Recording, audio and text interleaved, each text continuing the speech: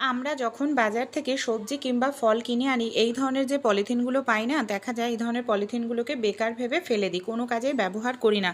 তাই এই ধরনের পলিথিনগুলো ফেলে না দিয়েই কিন্তু আমরা এই ধরনের পলিথিন দিয়ে তৈরি করে নিতে পারি খুব সুন্দর বাস্কেট, যেটা আমরা অনলাইন থেকে কিনতে গেলে আমাদের অনেকটা টাকা পয়সাই খরচা হয়। কোনো রকম টাকা পয়সা খরচা করতে হবে না, খুব সুন্দর বাস্কেট আমাদের তৈরি হয়ে যাবে।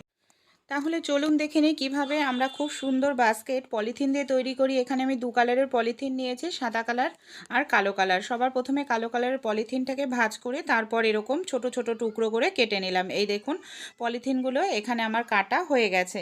এবার আমরা কি করব, একটি পলিথিনের ওপর আরেকটি পলিথিন রেখে এইভাবে দড়ি মতো তৈরি করে নেব। আমাদের বাড়িতে এই ধরনের অনেক দেখা যায় কন্টেনার থাকে, দেখা যায় ফেটে গেছে, ঢাকনা নষ্ট হয়ে গেছে, কোনো কাজেই ব্যবহার করি না। এই ধরনের কন্টেনারগুলো এখানে আমি নিয়ে নিয়েছি, পুরোই নষ্ট হয়ে গেছিলো।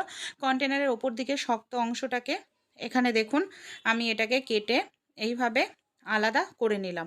আমাদের এইভাবে কন্টেনারের ওপরের দিকটা কেটে এইভাবে আলাদা করে নিতে হবে। তারপর এবড়ো খেবড়ো যে অংশগুলো আছে সেটাকে অবশ্যই আমাদের এইভাবে সমান করে নিতে হবে। আমি এইভাবে সবার প্রথমে কেটে দেখুন সমান করে নিচ্ছি, যাতে ওপরটা এবড়ো খেবড়ো না থাকে আর সমান থাকে। এইভাবে দেখুন আমার কাটা হয়ে গেছে। তারপর কন্টেনারটাকে কি করব, 1 ইঞ্চি মতো গ্যাপ দিয়ে দিয়ে কাটবো। এখানে আপনারা চাইলে হাফ ইঞ্চি নিতে পারেন, কিন্তু 1 ইঞ্চির যদি বেশি কাটেন তাহলে কিন্তু দেখতে ভালো লাগবে না। তাই চেষ্টা করবেন এটাকে 1 ইঞ্চি মতোই কাটতে। দেখুন পুরোটা কন্টেনারই আমি এইভাবে কেটে কিন্তু রেডি করে নিয়েছি। আর এখানে আমার দু কালারের পলিথিনের দড়িও রেডি হয়ে গেছে, সাদা আর কালো। এবার আমরা কি করব, যে কন্টেনারটাকে আমরা কেটে নিলাম সেই কন্টেনারের যে কোনো একটা পাশে এইভাবে আমি পলিথিনটাকে দেখুন ঢুকিয়ে নিচ্ছি। আর এইভাবেই আমাদের পলিথিনটাকে ঢুকিয়ে নিতে হবে। সবার প্রথমে কালো কালারের পলিথিনটাকে ঢুকিয়ে নিলাম, তারপর সাদা কালারের পলিথিনটাকে এইভাবে ঢুকিয়ে নেব। এবার আমরা কি করব, এই দেখো এইভাবে বুনতে হবে। সবার প্রথমে কালো কালারটাকে আমি ভেতরের দিকে ঢোকালাম, সাদা কালারটাকে বাইরে রাখলাম। তারপর আমি কি করছি, সাদা কালারটাকে ভেতরে ঢোকাবো, কালো কালারটাকে বাইরে রাখবো। ঠিক এইভাবে আমাদের বুনে নিতে হবে। তাহলে কি হবে, একটা লাইন সাদা হবে, একটা লাইন কালো। এতে কিন্তু খুব সুন্দর একটি ডিজাইন আমাদের তৈরি হয়ে যাবে। এই দেখুন সাদা ভেতরে ঢোকাচ্ছে, কালোটাকে আমি বাইরে রাখছি। আর এইভাবে যখন ভেতরে ঢোকাবো, আর একটা যে পলিথিন থাকবে সেই পলিথিনের ওপর দিক দিয়ে আমাদের ঢোকাতে হবে। তাহলে কি হবে, পলিথিনগুলো সুন্দরভাবে ডিজাইন তৈরি হয়ে যাবে। এখানে দেখুন এইভাবেই কিন্তু আমার একটা লাইন এখানে বোনা হয়ে গেছে। আর এইভাবেই আমাদের লাইনগুলোকে এখানে বুনে নিতে হবে। প্রথম লাইন আমি যেভাবে বুনেছি ঠিক একইভাবে আমি এখানে দ্বিতীয় লাইনও বুনে নেব। আপনারা এইভাবে বুনে নেবেন, দেখবেন যখন অল্প একটুখানি কিছু সময় বোনা হয়ে যাবে তখনই কিন্তু খুব সুন্দরভাবে এর ডিজাইনটা ভালোভাবে বোঝা যাবে। এখানে আমার একটা লাইন বোনা হয়েছে, চলুন এইভাবে আমি আরও বেশ কিছুটা অংশ বুনে তারপর আমি আপনাদের দেখাচ্ছি। এখানে দেখুন আরও অনেকটা অংশ আমার বোনা হয়ে গেছে। এবার কিন্তু আমাদের ডিজাইনটা ভালোভাবে বোঝা যাচ্ছে। আর এইভাবেই কিন্তু আমাদের পুরোটা বুনে নিতে হবে। একদম যখন শেষের মাথায় চলে আসা হবে তখন যদি এক্সট্রা আপনাদের পলিথিন থাকে সেটাকে আপনারা কেটে ফেলতে পারেন। এখানে আমার কালো কালারের পলিথিনটা এক্সট্রা কিন্তু নেই, কিন্তু আমার এখানে সাদা কালারের পলিথিনটা একটু বড় রয়েছে। তাই কি করব, সাদা কালারের যে পলিথিনটা রয়েছে সাদা কালারের পলিথিনটাকে এখানে আমরা কিছুটা অংশ কেটে নেব। এই দেখুন সাদা কালারের পলিথিনটাকে এখানে আমি কিছুটা অংশ এইভাবে কেটে নিচ্ছি। তারপর কি করব, দুটো মাথাকে আমাদের ভালো করে পেঁচিয়ে নিতে হবে। মাথাটাকে পেঁচিয়ে নিয়ে আমরা কাঁচির সাহায্যে বা সরু কিছুর সাহায্যে এটাকে আমরা ভেতরের দিকটায় ঢুকিয়ে দেব।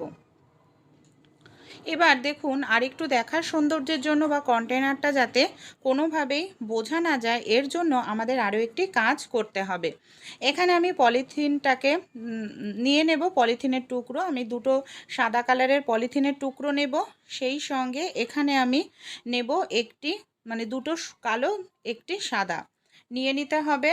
তারপর আমরা এই দেখুন আমি এবার কি করব, এই যে তিনটে কালারের পলিথিন নিয়ে নিয়েছি, এই পলিথিনগুলোকে নিয়ে আমাদের এইভাবে দেখুন বিনুনি মতো করে নিতে হবে।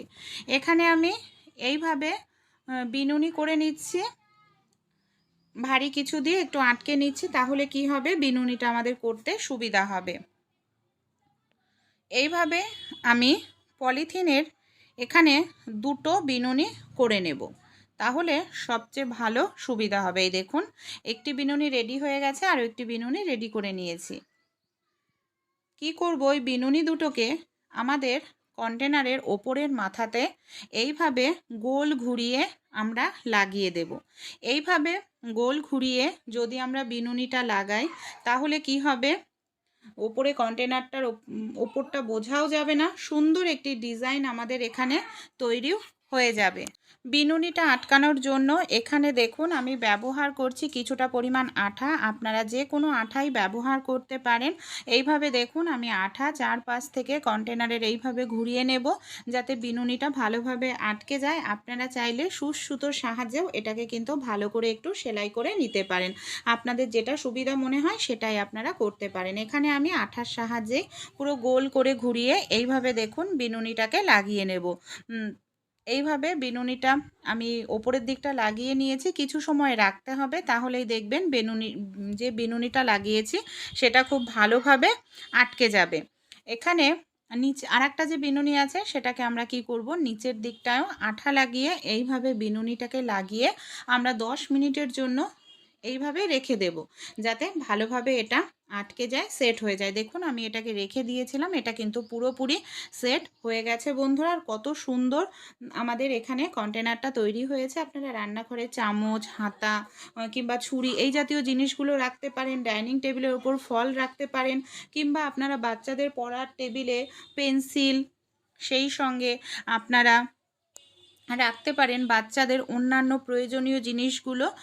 আশা করছি আপনারাও যদি তৈরি করেন দেখবেন ভালো লাগবে, পুরনো পলিথিনগুলো আপনাদের এখানে ইউজ হয়ে যাবে।